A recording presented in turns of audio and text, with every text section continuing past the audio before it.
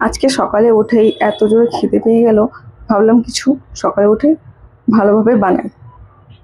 তো আমি এখানে আটা নিয়ে নিয়েছি, এর সঙ্গে একটু কালো জিরে, চিনি আর একটু লবণ দিয়ে আটাটা মেখে নিয়েছি। এখন আমি জল দিয়ে আস্তে আস্তে করে গোলাটা তৈরি করে নেব। এইবার জলটা ঢেলে নিলাম। এ কি জল পড়ছে না? চলো দাদা,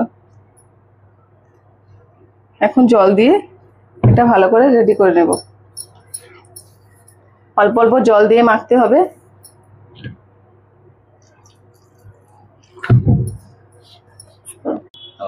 এখানে আমি গ্যাসটা জ্বালিয়ে নিলাম, তেল গরম করতে দিয়ে দেবো। এখানে তেল দিয়ে দিয়েছি।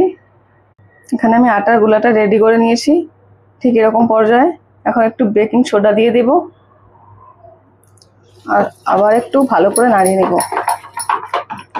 গোলাটা অনেকক্ষণ ধরে নাড়াতে হবে, তাহলে ভালোভাবে হবে গোলগুলো।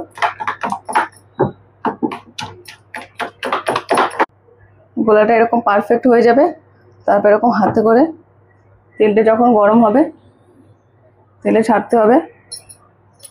প্রথমে আমি একটু দেখে নেব তেল গরম হয়েছে কিনা।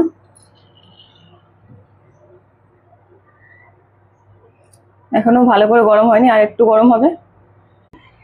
তেলটা গরম হয়ে গেলে আমি এরকম ভাবে দিয়ে দেবো একটার পর একটা দিয়ে দেবো।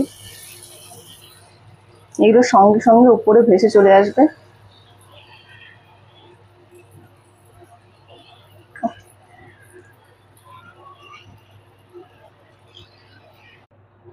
এরকম ভাবে চেপে চেপে ভেজে নিতে হবে, এদিকে ওদিক করে।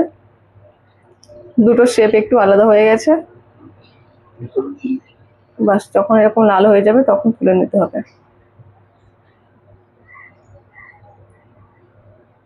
দেখুন আমার এখানে গোলগুলো রেডি হয়ে গেছে, একদম গরম গরম মুচমুচে, দেখতে কতটা সুন্দর, পুরো লাল লাল,